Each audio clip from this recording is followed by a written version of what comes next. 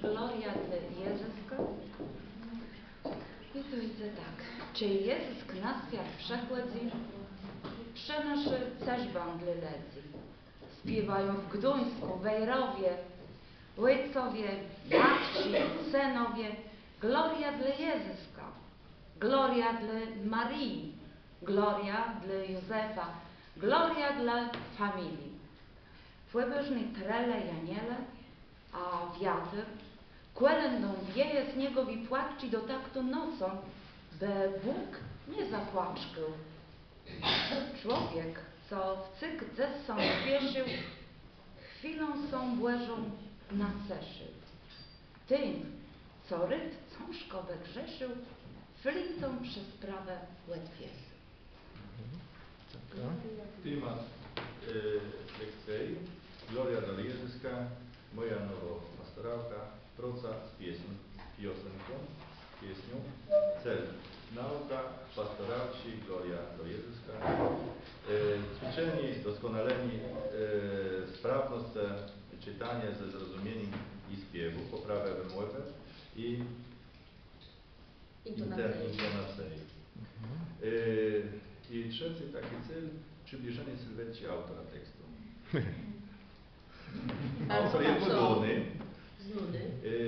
drogi, opisany. Klasa 4 szkoły podstawowej, muzyka, klatka CD, kserokopia tekstu, projektor jako narzędzie.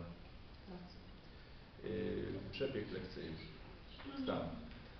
Nawiązanie do tematu zajęć, wzorowe czytanie tekstu przedszkolnego, objaśnienie nowego słownictwa w omawianej pastoralci, dyskusja nad zrozumieniem przedstawienia pastoralci, nawiązanie do geografii kaszel, umiejętność nas miejscowości występujących w pastoralce i pokazanie jej na mapie. Nauczenie szkolne często rzeczy powtarzają, wybranie osoby czytającej poszczególnych fragmentów tekstu, wspólne głosne czytanie tekstu, zapoznanie z melodią, przedłożenie jakby melodii pieśni, próba wspólnego śpiewu. Uczniowie otrzymują tekst pocaty na fragmentach, cztery podczas śpiewu składają w całość. Podczas słuchania mają ułożyć w jeden dobry całość. Wspólny śpiew, drugi taki przebieg lekcji, brakujące słowa tekstu z lukama do uzupełnienia.